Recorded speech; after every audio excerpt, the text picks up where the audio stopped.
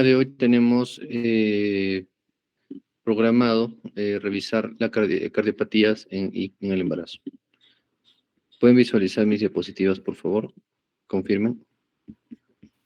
Sí, doctor, sí se ven. Excelente. Cardiopatía y gestación. Atentos, por favor. En cuanto a la epidemiología, el progreso en cuanto a las cirugías de las cardiopatías congénitas ha permitido pues, prevención en cuanto a complicaciones en lo que es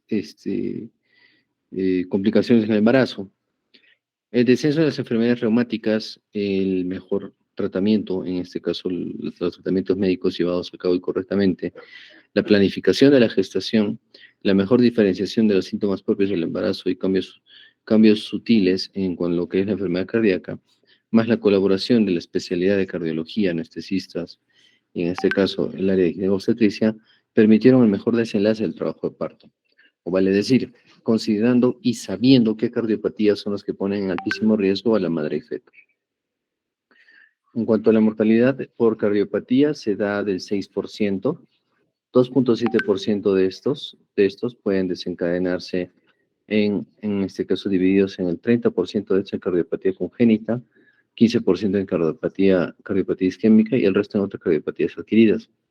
Su incidencia va del 0.4 al 2%, que se da también como resultado de los cambios hemodinámicos que ocurren durante el embarazo. Bien tolerados por una mujer sana, pero pueden descompensar un corazón de una mujer cardiópata y provocar un grado variable de mortalidad. Recordemos que la mujer durante el embarazo existen cambios fisiológicos, dentro de los cuales lo más importante es el aumento del volumen, ¿no? El volumen plasmático. Y esto pues va a generar un trabajo, un cambio, vale decir, en la concentración y en lo que es el gasto cardíaco. Y recordemos, si el problema está en el corazón, puede tener consecuencias. Los cambios hormonales, la circulación uteroplacentaria y el incremento del tamaño uterino, pues van a conllevar que un aparato, en este caso, tenga una buena reserva, un buen soporte, cuando hablamos para, en este caso, el posparto o la hemorragia posparto. Aparato de reserva funcional disminuida, cuando vemos que en la gestación hay un aumento del gasto cardíaco, en el parto hay incrementos bruscos del volumen plasmático en las concentraciones o en las contracciones, y en el puerperio hay una intravasación de líquidos. Cada contracción uterina, en este caso, genera una autotransfusión de 300 a 500 ml de sangre que retorna a la circulación sistémica. ¿Ya? Entonces, eso es importante recordar.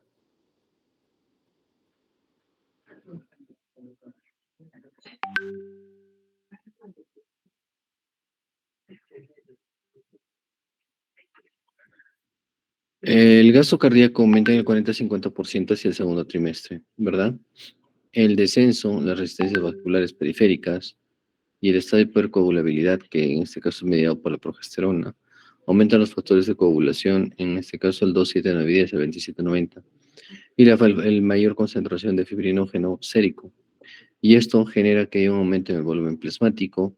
Por eso es que sabemos de que el volumen plasmático incrementa la frecuencia cardíaca en 10 a 15 latidos por minuto, incluso en porcentaje de 10 a 15%, y hay un aumento en la presión, una disminución en la presión arterial sistémica, donde tiene que haber una disminución de la resistencia vascular periférica, y los estados de hipercoagulabilidad que pueden generar fenómenos trombóticos.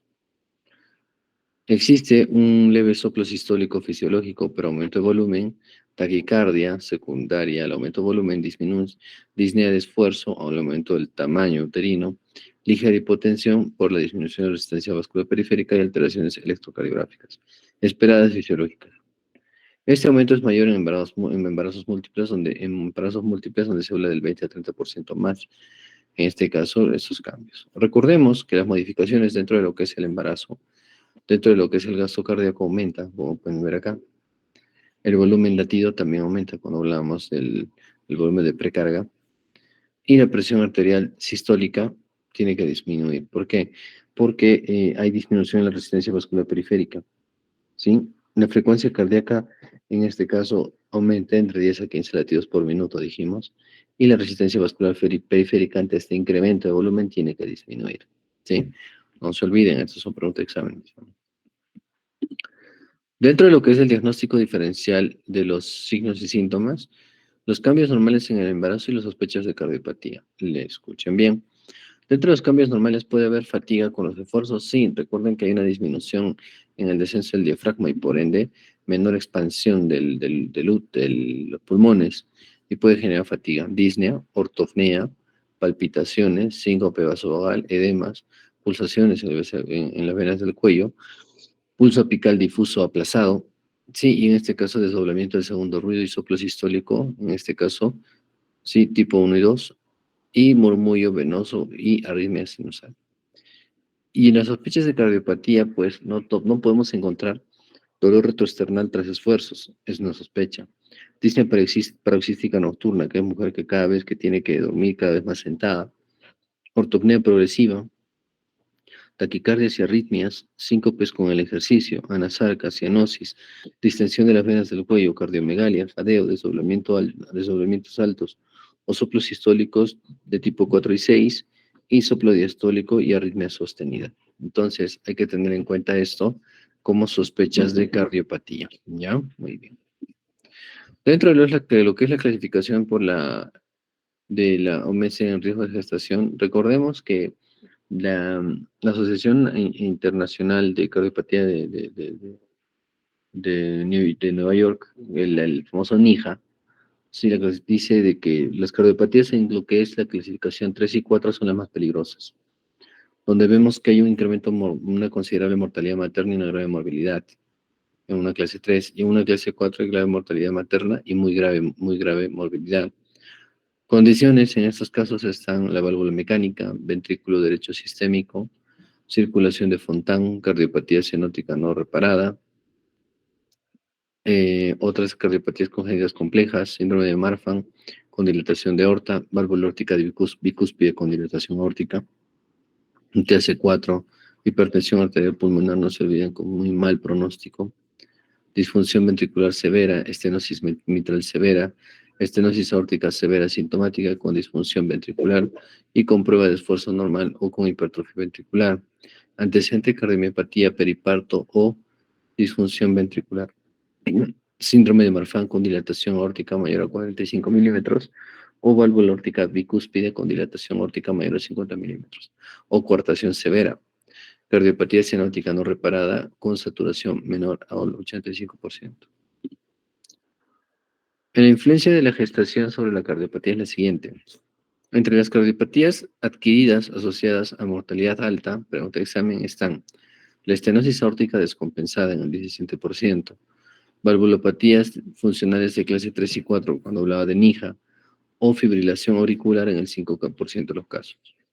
La miocardiopatía dilatada perinatal en el 15-60%, un infarto de miocardio en el 37%, sí, y la mortalidad relacionada con el embarazo en pacientes con bioprótesis valvulares o prótesis mecánicas que requieren autorregulación. Si ustedes se dan cuenta, todas patologías preexistentes en el embarazo muy mal pronóstico y sobre todo el de haber tenido, en este caso, miocardiopatía dilatada o en su defecto un antecedente de un infarto de miocardio.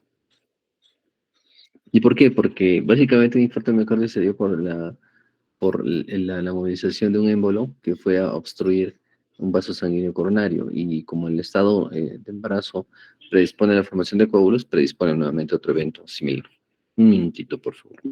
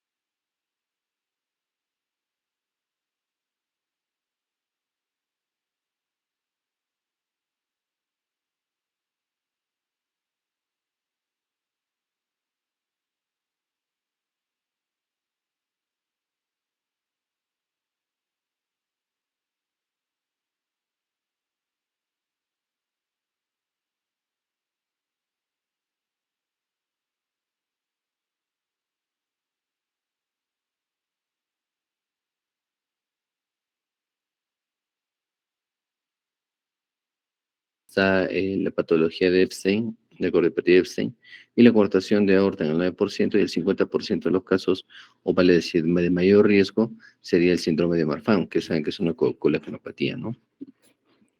Dentro de lo que es la insuficiencia la influencia de la cardiopatía sobre la gestación, recordemos, en este caso, que gestaciones en madres cardiópatas, mayor incidencia de parto prematuro, RCIU, pérdida de bienestar fetal y mortalidad perinatal 10 veces mayor a la general.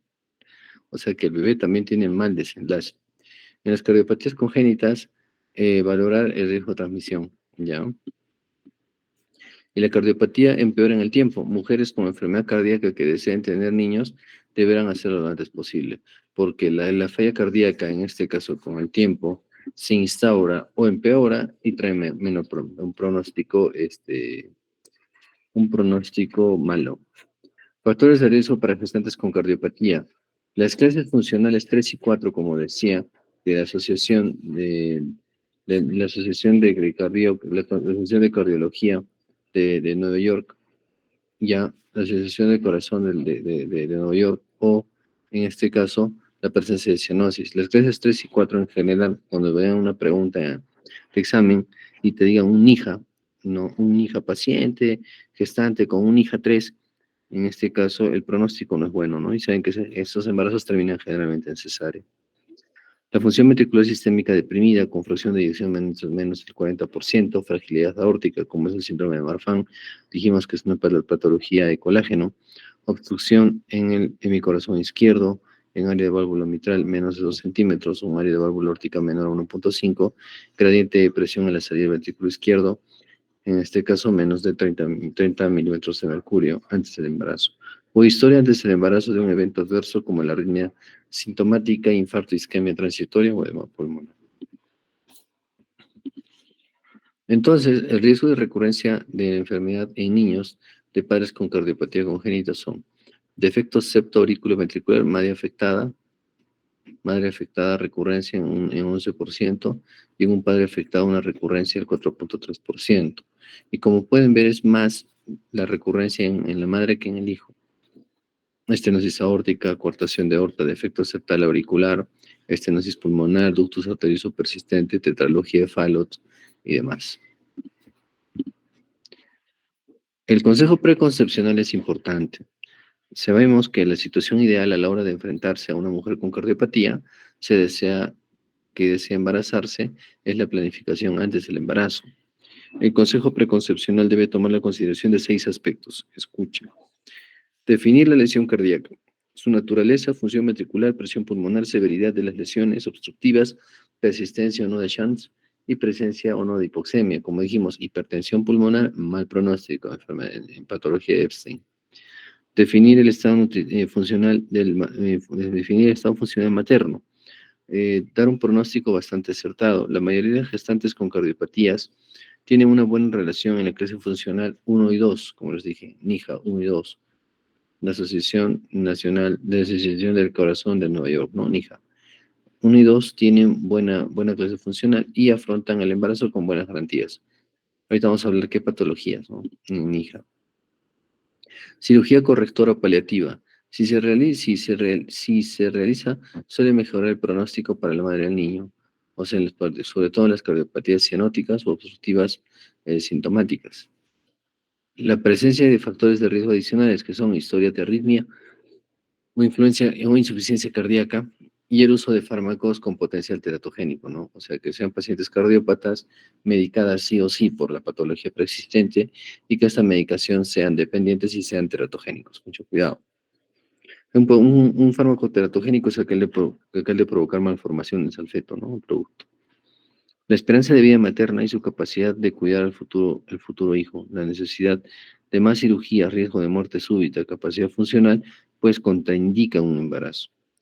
El riesgo de recurrencia de cardiopatía en el futuro hijo en padres portadores de una cardiopatía congénita.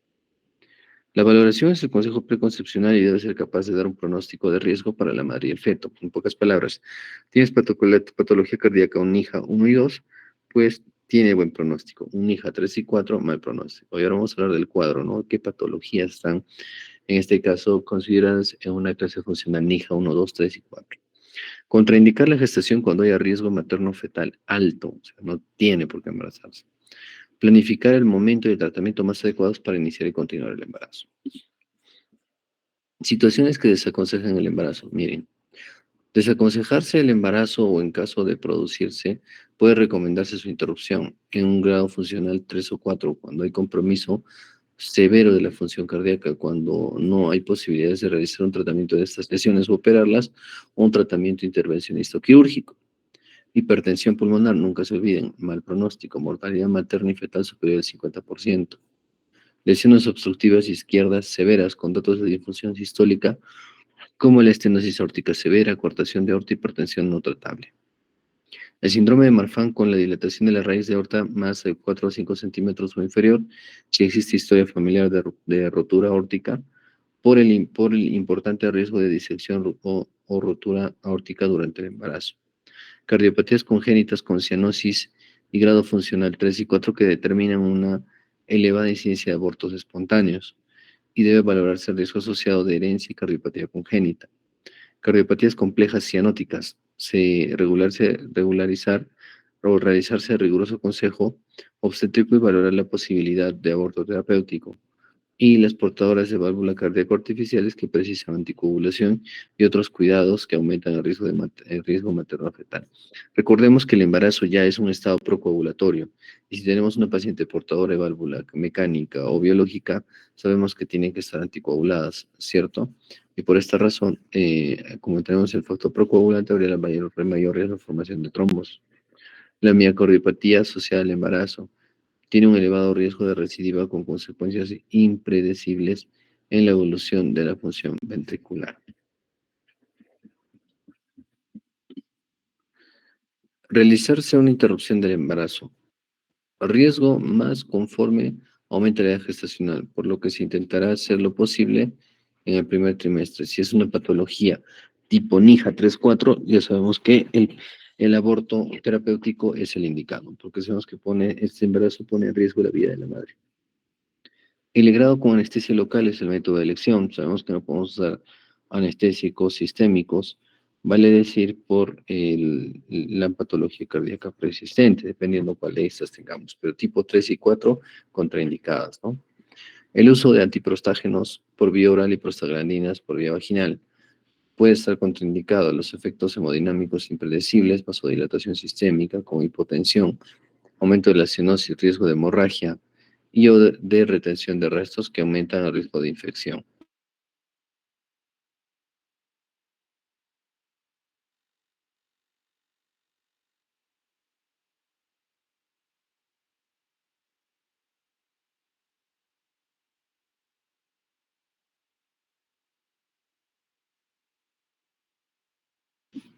Entonces, esto es lo que hay que tener cuidado. En el diagnóstico control de la gestante cardiópata, sospechamos de una paciente, de una gestante que tiene clínica cardiopatía cuando presenta alguna alteración en los parámetros sanguíneos cardíacos, hemodinámicos, respiratorios pre y posparto.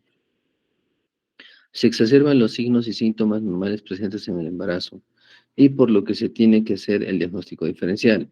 Control, primer control preconcepcional, en el segundo control preconcepcional, plan y control prenatal, clasificación del funcional de NIJA. O sea, nosotros si vemos todas estos signos y sintomatología en nuestras gestantes, como son el dolor retroesternal, disnea paroxística nocturna, nocturnea, taquicardia, síncopes, anasarca, distensión de venas del cuello, cardiomegalia, desdoblamientos altos, soplos sistólicos, diastólicos y arritmia sostenida, es donde tenemos que trabajar de la mano con los cardiólogos para que clasifiquemos la patología, ¿no? El NIJA.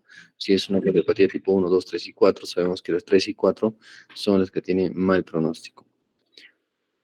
Diagnosticada la cardiopatía, no se recomienda pruebas de esfuerzo, lograr que la madre esté siempre compensada y que el desarrollo fetal sea adecuado.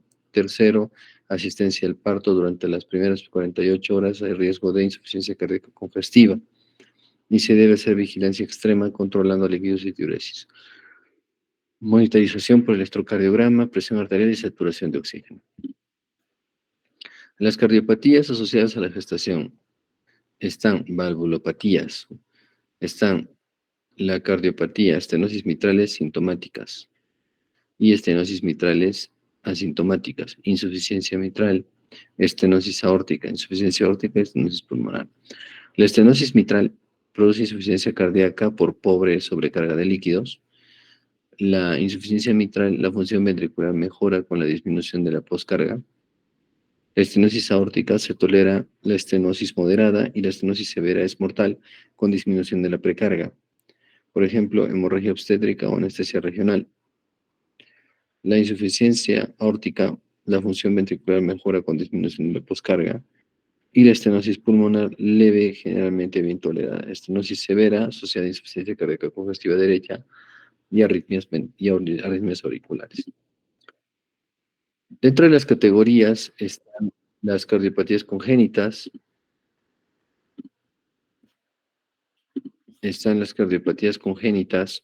las coronariopatías, las miocardiopatías, síndrome de Marfan, alteraciones del ritmo.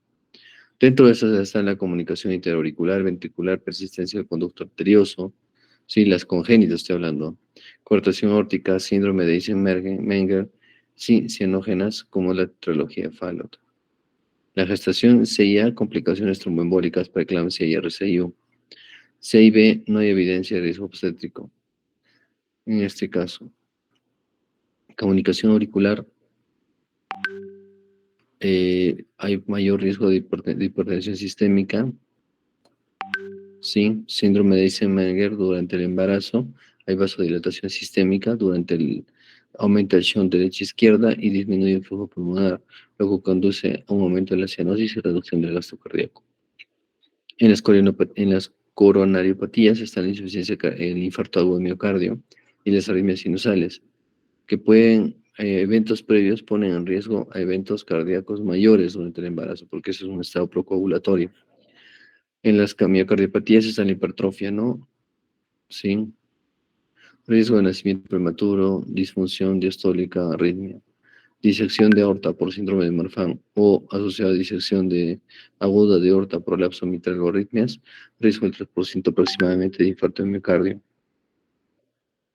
Progresiva debido al prolapso de la válvula mitral, arritmias nuevas o insuficiencia cardíaca por disminución ventricular. Y las alteraciones del ritmo están las arritmias extrasístoles transitorias, síndrome de Parkinson-White, taquicardia auricular, fibrilación auricular, trombosis, ¿no es cierto? Y que puede generar toxicidad fetal por efectos adversos de taquicardia supraventricular. La fibrilación auricular se asocia con un aumento de riesgo de muerte. Por lo general, las arritmias y los trastornos de conducción tienen un pronóstico favorable. Los planeamientos diuréticos durante la gestación en cardiopatías es importante usar los diuréticos. Dentro de los medicamentos permitidos está la clorotiazida y furosemida, sí, para insuficiencia cardíaca o edema pulmonar. Agentes inotrópicos son en este caso los que pasan la barrera placentaria, como los digitálicos, que son los más seguros. Betabloqueantes de receptores adrenérgicos, como está el propanolol, hipotensores antiarrítmicos, podrían alterar el crecimiento fetal, ese es el problema. Podrían condicionar los RCIU. Antiarrítmicos como la quinidina, que es el más seguro, digoxina o verapamilo. Bloqueantes de canales de calcio, sabemos que pasan la barrera placentaria, ¿no? Pero que están dentro de lo que usamos es el nifedipina en primera línea, verapamilo, diltiazem. Vasodilatadores, se puede usar la hidralazina, metildopa o clonidina, yecas, como captopril y enalapril, que son contraindicados. Enalapril y captopril, yecas. Anticoagulantes atraviesan la barrera placentaria con graves secuelas. Y se puede usar heparinas y al final la gestación de bajo peso molecular. Prostaglandinas se puede usar oxitocina o carbetocina, ergóticos o ergometrina y beta-adrenérgicos que están contraindicados.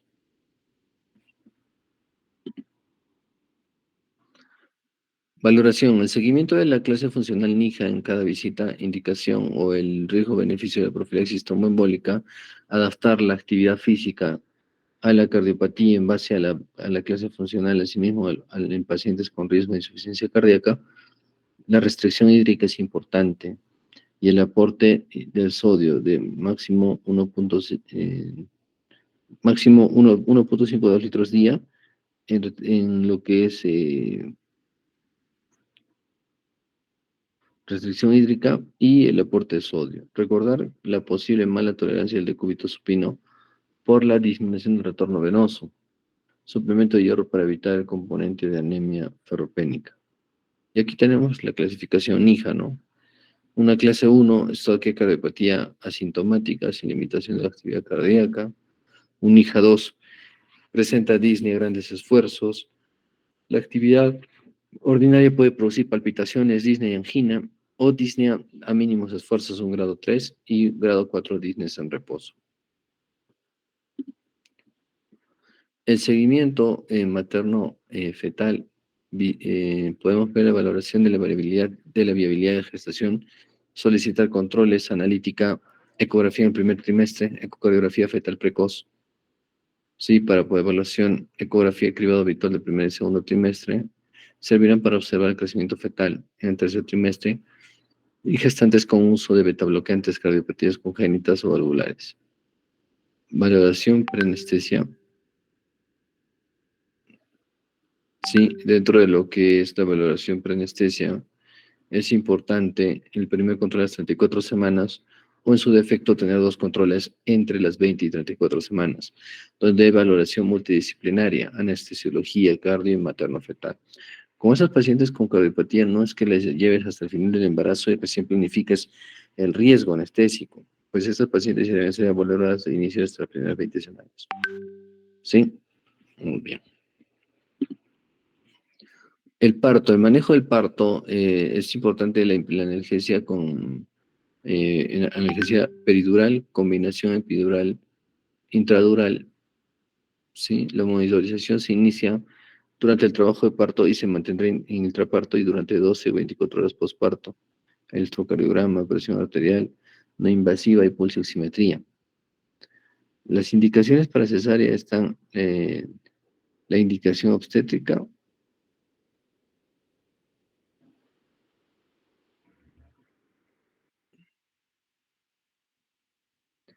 Sí, están en este caso de estenosis mitral, estenosis aórtica sintomática, hipertensión pulmonar moderada severa, valoran los casos leves de hipertensión pulmonar secundaria, síndrome de Marfan, con necesidad de disección de aorta aguda crónica, tratamiento con anticoagulantes orales, riesgo de hemorragia fetal, analgesia peritural o técnica combinada intraperitural que indica general o alteraciones de coagulación. Reposición bulémica, ¿no? Hay que evitar la sobrecarga. Y post-extracción placentaria en los bolos de oxitocina se compra las 30 o 50 unidades. En el postparto veremos la administración de infusión lenta de oxitocina. Se administrará de forma diluida en bolos de 0.5, que es una unidad de oxitocina para completar los 5 unidades. La cardiopatía no es la contraindicación en lactancia. Normal, pueden estar. Anticoncepción, elección es que es el método de elección es el de barrera, ¿no? O la colocación de un DIU. Anticonceptivos orales como estrógenos o gestágenos pueden estar contraindicados por su riesgo trombótico, sobre todo si tiene progesterona o progestágenos y derivados de estrógeno. Cardiológico, las primeras semanas postparto constituyen un alto riesgo de descompensación por la readaptación hemodinámica. El pronóstico puede empeorar por factores como la edad mayor a 30 años, multiparidad, cardiomegalia,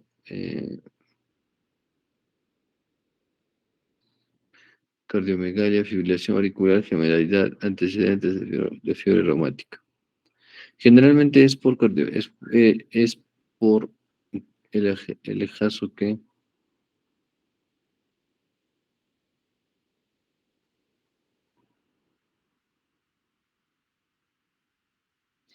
generalmente es peor en cardiopatías con estenosis con insuficiencia y más aún si es tipo cianógena, por ejemplo. Recordar esas patologías que son insuficiencia congestiva aguda, edema agudo de pulmón, tromboembolia pulmonar, embolia del líquido amniótico, arritmias, parada cardiorrespiratoria como expresión de una tromboembolia pulmonar, infarto agudo de miocardio, disección de aorta, endocarditis infecciosa aguda o insuficiencia cardíaca asociada al compromiso.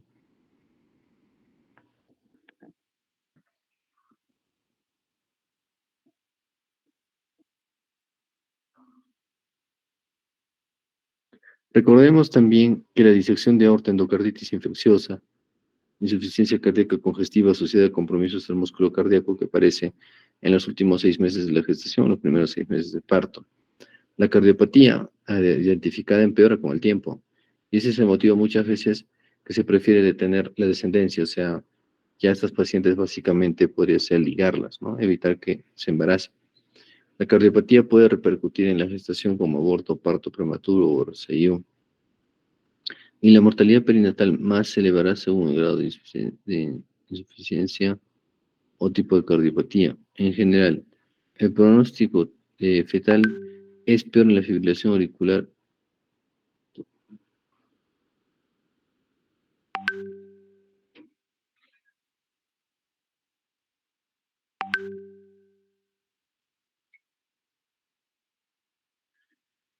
Lo que teníamos que saber es que la mortalidad perinatal se elevará según el grado de insuficiencia o tipo de cardiopatía como el paso del tiempo, y en general el pronóstico fetal es peor con la fibrilación auricular o insuficiencia cardíaca o con cardiopatías cianógenas, ¿ya?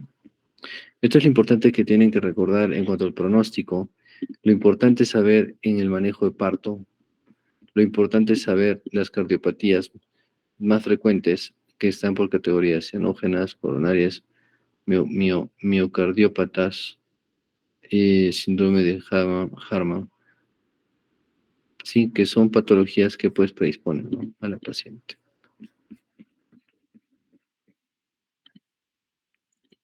Muy bien, preguntas. Es un temita un poco grueso, pero tiene que leerlo. Sobre todo saber que en la clasificación NIJA, en toda aquella paciente que sospeches cardiopatía, se trabaja de modo multidisciplinario. Tú no vas a hacer ese diagnóstico, lo va a hacer el cardiólogo, sea en consulta externa, en control prenatal, donde logras identificar estos signos de sospecha, pues inmediatamente su mapeo, su mapeo de presión arterial, estudio cardíaco con el cardiólogo y determinar o detectar una cardiopatía preexistente. Si está dentro de una clasificación IJA 3-4, sabemos que tiene alto riesgo de mortalidad. Si está en 1-2, podemos considerar insuficiencia patología. Sí, muy bien. Preguntas.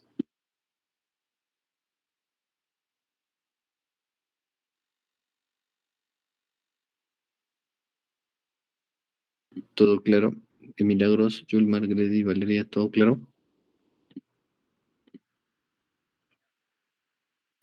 Sí, doctor.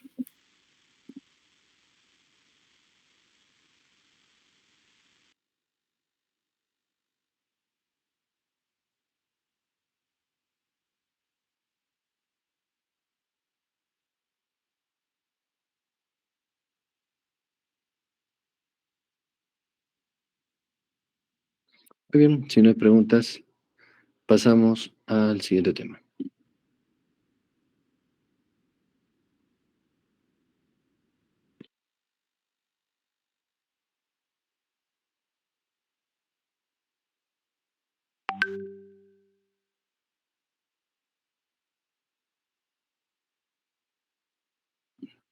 Voy a cerrar un momento la plataforma para tener una segunda grabación, ¿ya?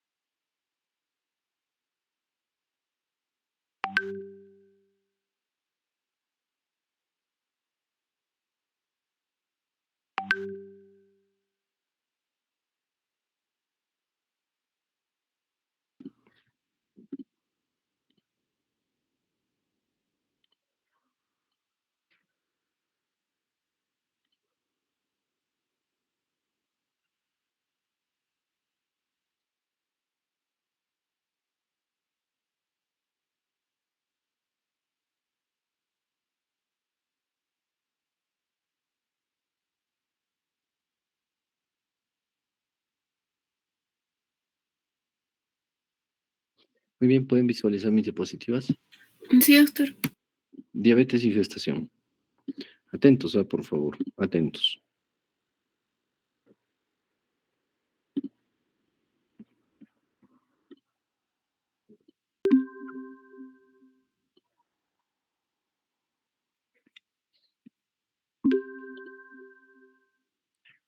Diabetes y gestación. Recordemos que la glucosa es uno de los sustratos importantes para que nuestras células pues sobrevivan, trabajen adecuadamente y se alimenten de básicamente glucosa y oxígeno para ejercer su función. Dentro de este principio, que la célula tiene que usar la glucosa, existen, en este caso, patologías que evitan o se ponga la causa el por qué la célula no puede hacer uso de glucosa. La diabetes se clasifica en dos tipos, diabetes tipo 1 y tipo 2. La tipo 1 se caracteriza por la deficiencia absoluta de insulina debido a la obstrucción autoinmune de las células de los islotes de Langerhans del páncreas, donde básicamente hay falla el páncreas para producir insulina, o sea, es la insulina dependiente, ¿no? Pero es la insulina. Es la diabetes tipo 1. Y la tipo 2 inicia con la resistencia a la insulina y posteriormente hay una deficiencia relativa de la insulina, una resistencia en la célula para consumir esta glucosa. Es lo que en este caso tengo que saber y recordar de la fisiopatología de diabetes. Diabetes se clasifica en el embarazo, hablamos como pregestacional y gestacional. En pocas palabras, una diabetes que se pueda presentar antes del embarazo o durante el embarazo. El término se refiere a una mujer con diabetes tipo 1 o 2 que se embaraza, la pregestacional, o sea que tenía diabetes antes del embarazo. Y una diabetes gestacional se refiere a cualquier grado de intolerancia a la glucosa que se manifiesta o se detecta durante el embarazo. El diagnóstico de la diabetes se manifiesta en el embarazo, en este caso el diagnóstico con la medición de la glucosa, de la hemoglobina glicosilada o la glucosa plasmática aleatoria. Este cuadrito es el que no deben olvidarse, por favor. A toda aquella paciente en manejo preconcepcional en su primera consulta que viene para su control prenatal, recordar que en la primera consulta se debe solicitar la glucosa en ayunas, la glicemia en ayunas. Sí, y se ve que la hemoglobina glicosilada o glucosa al azar se está entre mayor a 92 o a 126 miligramos, pues estamos hablando de una diabetes gestacional. O sea, es una diabetes que se está presentando en el embarazo, ¿sí? Y si esta glucosa en ayunas está en más de 126, repito, más de 126, o una hemoglobina glicosilada mayor a 6.5%, o en su defecto una glucosa de 200 al azar, tratarla como diabetes. O sea, esta paciente ya tenía diabetes.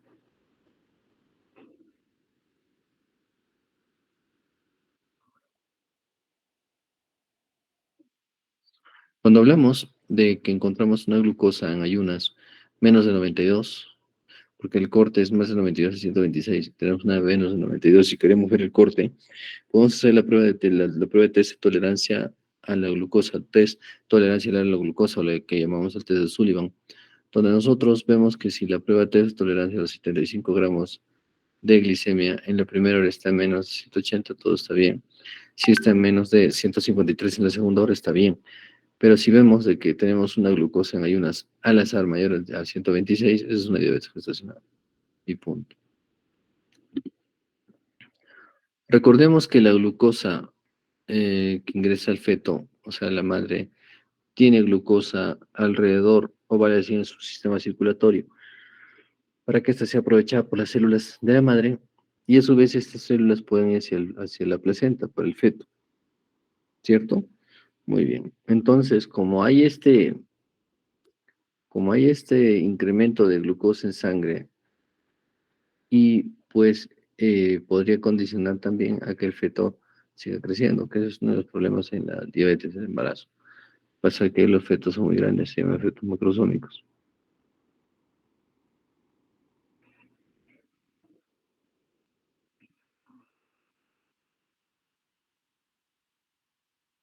Dentro de esta glucosa que está libre en la vía sanguínea, pues tiene que ser utilizada, pero no el total, porque si se usara el total de esta glucosa no quedaría glucosa libre para que sea feto. Entonces, para eso existe el lactógeno placentario, que es una hormona que produce insulina resistencia fisiológicamente. Y por ende, es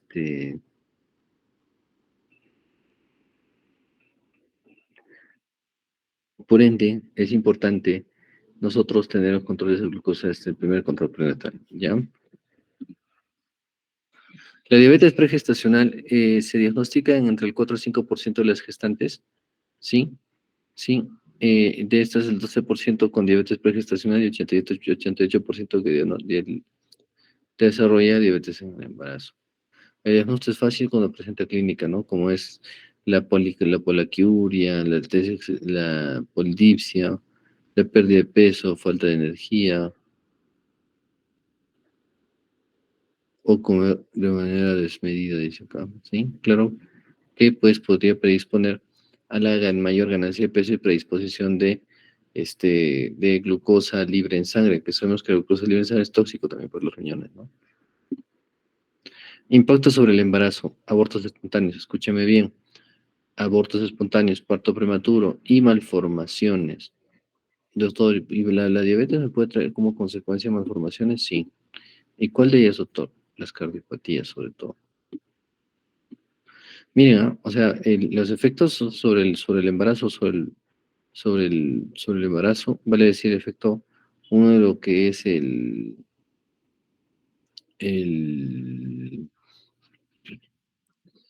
ya, o sea, en este caso, los abortos asociados a la diabetes, a los abortos espontáneos, partos prematuros, y las malformaciones, las más frecuentes son las cardiopatías asociadas a diabetes, no se olviden. Diabetes es igual a cardiopatías en el feto, o sea, si es que esta debuta premente. Crecimiento fetal alterado. Esto es una explicación muy interesante. Si este bebé gordote, cuando estaba en barriguita, recibió una gran cantidad de glucosa porque la glucosa de la madre no podía usar el resto por la insulinoresistencia gracias al lactógeno placentario, pues este bebé estaba acostumbrado a comer rico ahí adentro, pues estaba gordito. Y más cuando el bebito corta el cordón umbilical, no le llega ese mismo aporte. Entonces el feto empieza a usar su glucosa de reserva. Como resultado, cuadros de hipoglicemia. Eso es importante. O sea, todo feto macrosómico secundario al aporte continuo de glucosa por diabetes, pues en el posparto puede desarrollar una hipoglicemia marcada que se traduce en lesión cerebral. Mucho cuidado. Puede haber hipocalcemia, hiperbilirubinemia, policitemia. Dentro de los efectos de la madre también la patología diabética puede ir a dañar riñón, como decía, y provocar una nefropatía o hasta una neuropatía o infecciones, y también asociado con preeclampsia. El cuidado preconcepcional, donde nosotros tenemos que también tener una hemoglobina glicosilada menos del 0,5%, o perdón, menos del 6,5%, o si es que hay uso de insulina, los valores de glucosa deben ser idealmente entre 70 y 100. 2 horas postprandiales, máximo entre 100 a 120. Y medida diaria que sea menor a 110 miligramos por decilitro. En el primer trimestre podemos hacer el uso de lo que es insulina, monitoreo, dieta y hipoglicemia. Independientemente, o mejor dicho, dentro de ello, cada tratamiento que se presenta como una opción. Tenemos insulinas de acción corta, larga. En este caso tenemos la Lispro, la glucilina, la asparo regular, que tienen un inicio en menos de 15 minutos. La regular, un inicio entre los 20 y 30 minutos. Picos entre los 2 y 3 horas, ¿no? Ya, y la reacción larga está el de Tamir, glargina, NPH. La autoevaluación de los niveles de glucosa en sangre es importante, que la paciente haga sus seguimientos no diagnosticada. En ayunas, lo ideal es que la glucosa esté en menos de 95, es lo ideal. Sí, lo ideal. Que antes de las comidas esté en menos de 100, postprandial a 1 hora menos de 140 y postprandial en 2 horas menos de 120.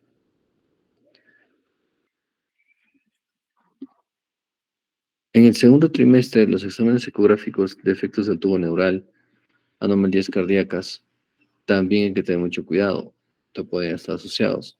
La vigilancia fetal para evitar la amenaza de muerte fetal o tardía. Y se planifica el parto para las 38 semanas, en este caso para inducción del parto cesárea. ¿Por qué? Resulta que los pacientes con estados de hiperglicemia, o vale decir diabetes en el embarazo, Aparte de que puede predisponer a macrotomía fetal, también puede llevar a un RCIU o en su defecto podría llevar hasta un cuadro que se llama muerte súbita fetal, donde el paciente empieza a hacer sufrimientos dentro de la barriguita de la madre y se mueren. ¿Sí? En este caso, esto básicamente por la deficiencia de controles prenatales, orientación y demás. Sin embargo, cuando tenemos este tipo de pacientes en la consulta, el control prenatal es más estricto. ¿Ya? El manejo de la insulina durante el trabajo de parto, pues se administra una dosis habitual de insulina con acción intermedia a la hora de acostarse. No se suministra dosis matinal de insulina.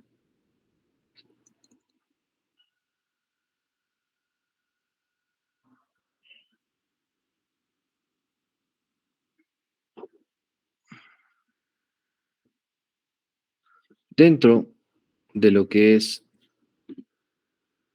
el manejo es la administración de la dosis habitual de insulina. No se administran dosis matinales, se inicia la infusión intravenosa con una solución salina y una vez que comienza el parto activo o los niveles de glucosa disminuyen a menos de 70 miligramos por decilitro, la infusión se cambia a glucosa a un aproximado de 100 miligramos por decilitro.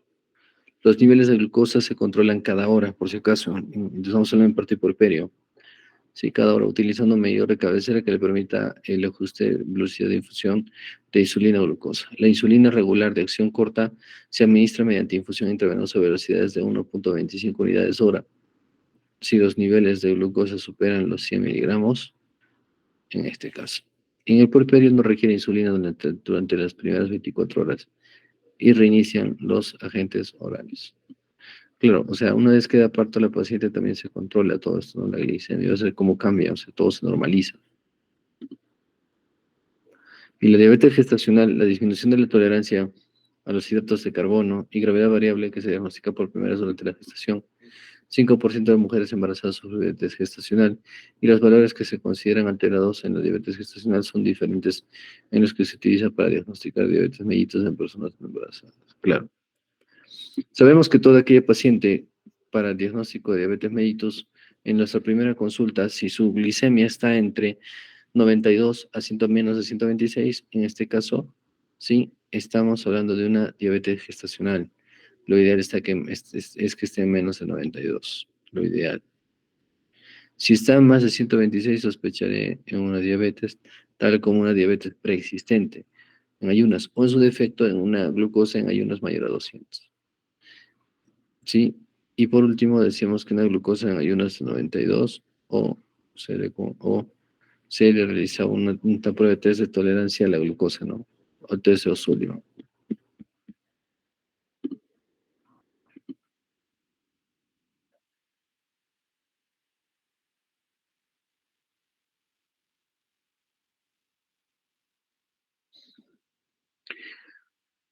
Dentro de lo que es el manejo de la insulina, el monitoreo dieta hipoglicemia, es importante mantener los niveles de glucosa dentro de lo normal. ¿Por qué? Porque sabemos que los estados de hiperglicemia condicionan un mayor crecimiento fetal, ¿sí? Alteraciones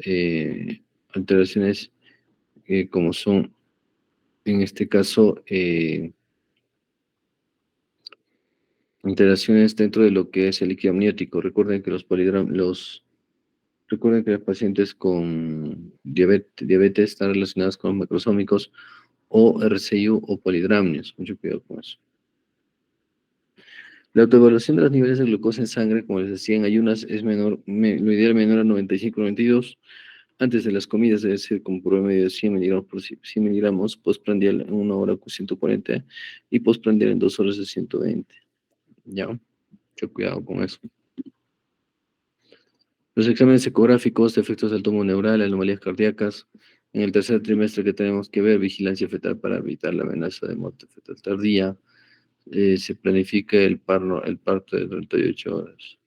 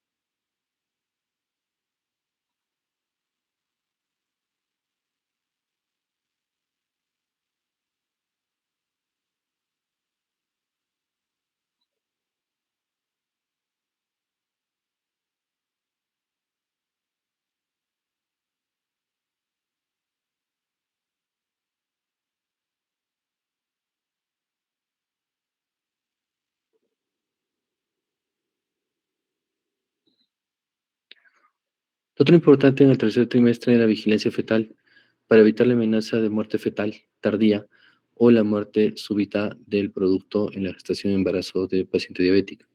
Se planifica el parto para las 38 semanas, induciendo el parto o cesárea. Recordemos que estos embarazos no pueden llegar más a las 38 o si llegaran con una vigilancia obstétrica estricta por el riesgo de muerte fetal. Dentro de la disminución de tolerancia a los hidratos de carbono y la gravedad variable se diagnostica por primera vez durante la gestación.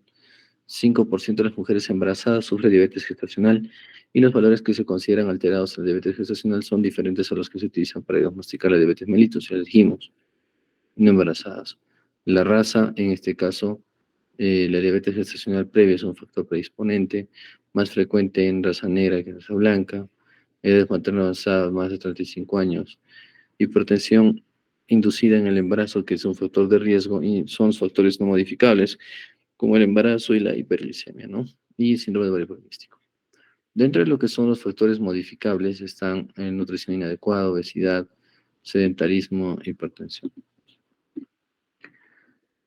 La patogenia se va desarrollando durante el segundo trimestre, donde hay un aumento de la resistencia a la insulina por receptor, por elevación de las hormonas diabetogénicas, entre ellas la principal está el lactógeno placentario. Pero recordemos que también otras hormonas diabetogénicas están la prolactina, progesterona y cortisol.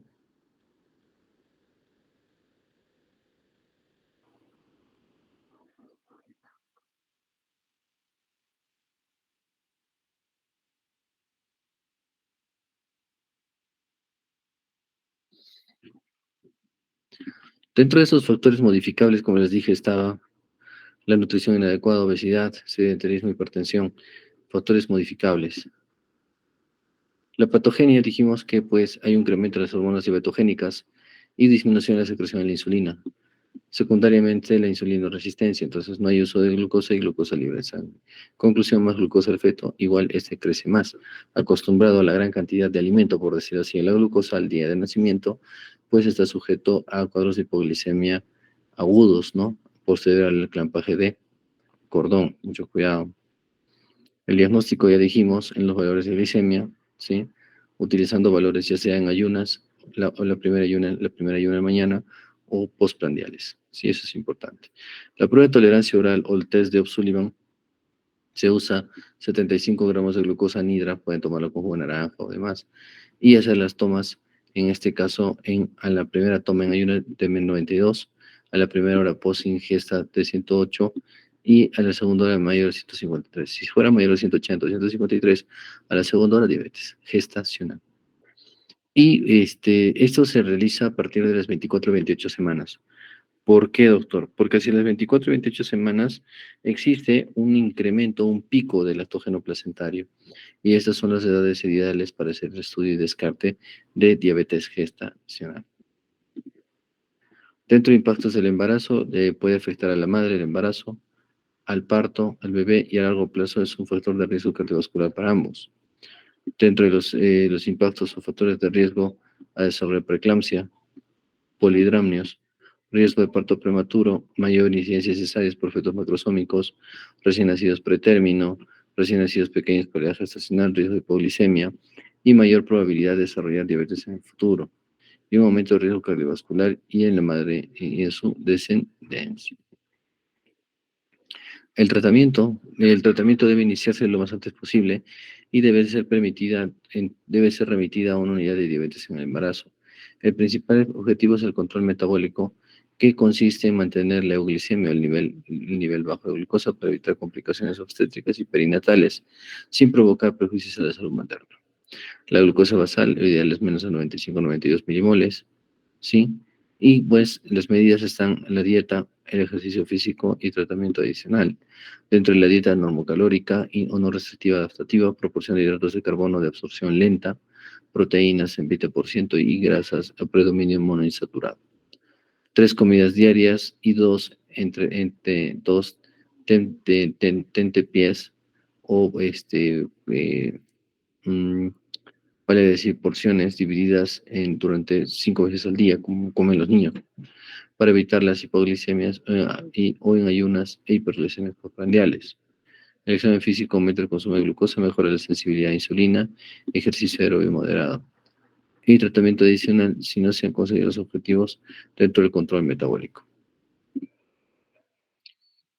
Dentro del tratamiento farmacológico, la elección es la insulina, ya que no cruza la barrera hematoplacentaria, ¿no? Sobre todo, en este caso, como uso, tenemos también la metformina, otro hipoglicemiante, que solo estará indicada en pacientes que rechazan a la insulina.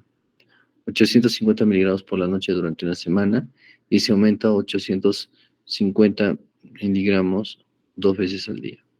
La dosis de insulina inicial será de 0,2 unidades internacionales kilogramo día y se irá aumentando dosis según requerimientos. La dosis se divide en 30 al 50% de insulina lenta antes de dormir y 70 al 50% rápida dividida en partes iguales antes de las comidas. Y el control obstétrico añadir un estudio ecográfico a la semana 28-30 para descartar macrosomía y el percentil, ¿no? Si el perfil en la prueba está, en este caso, el perfil físico fetal está más del 97% de crecimiento, se repetirá la ecografía en 3 o 4 semanas para descartar la macrosomía fetal.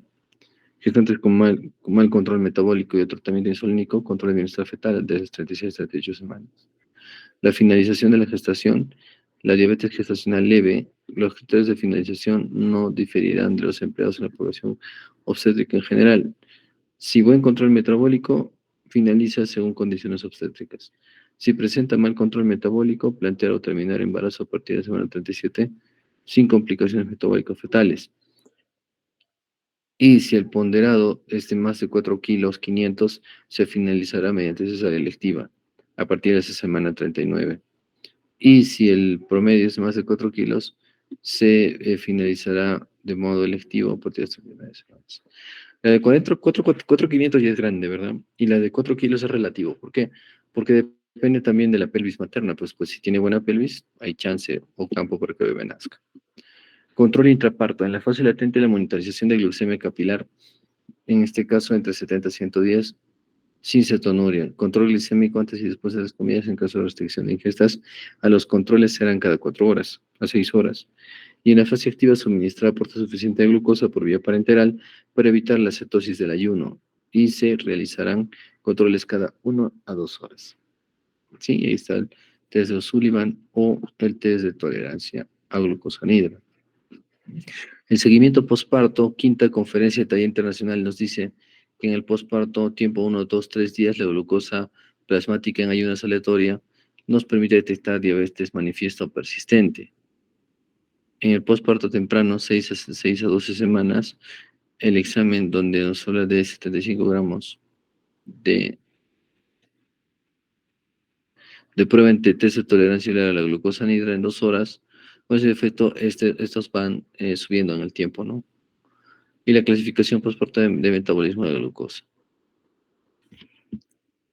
Dentro de esto, la clasificación de la Asociación Americana de Diabetes, la ADA, habla de estos valores que estoy mencionando, pero con estos cortes, que es más práctico para sus exámenes. Vuelvo a repetir. Si en la primera consulta de una paciente solicita la glucosa y tiene una glucosa en más de 92 y menos de 126, sí, estamos hablando de una diabetes gestacional.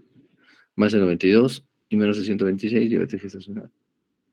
Pero si esta paciente tiene más de 126 o una glucosa al azar en 200, al azar de ahí, no necesariamente en ayunas, esa es diabetes, prediabetes, ¿no es cierto? Estado preexistente, no prediabetes. Estado preexistente, no es una diabetes gestacional, sino que esta paciente tenía diabetes. ¿Sí? Y cuando la glucosa en ayunas está en menos de 92, hacer una prueba de tolerancia de glucosa. Si a la hora está en 180, en la segunda en 153, pues no es necesario continuar con como monitoreo previo, pues ya tenemos un diagnóstico planteado, ¿no? Planteado. ¿Ya? Muy bien. Preguntas. Preguntas.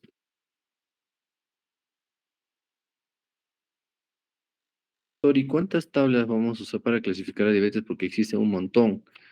Y así como existe la FIGO, la Federación Internacional de Ginecobstetras, Sí, para ver todo lo que es patologías, definiciones, consensos. Así está la Asociación Americana de Diabetes, LADA, que no ha clasificado o no ha modificado estas tablitas de los valores de diabetes para diagnóstico, los valores de glucosa para diagnóstico.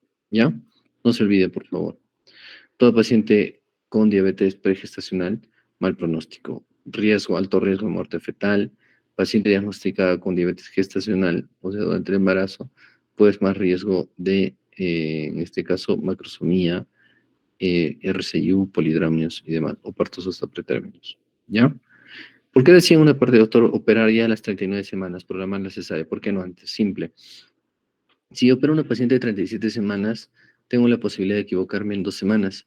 No estaría sacando un bebé de 37, sino uno de 35.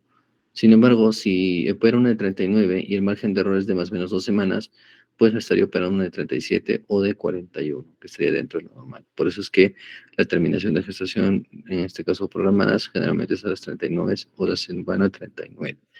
Ya, no se olviden, por favor. Muy bien, muy bien. Preguntas.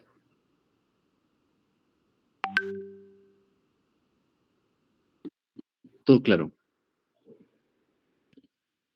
Sí, todo claro, Alessandra, André, Arthur, Ashley, Griseli, Cristian, Daniel, Danitza, Dandy, Diego, todo claro. Sí, doctor. Muy bien. Entonces terminamos con los dos temas ahí. ¿Ya? Por favor, repasen. Esta clase va a estar para la noche en la aula virtual.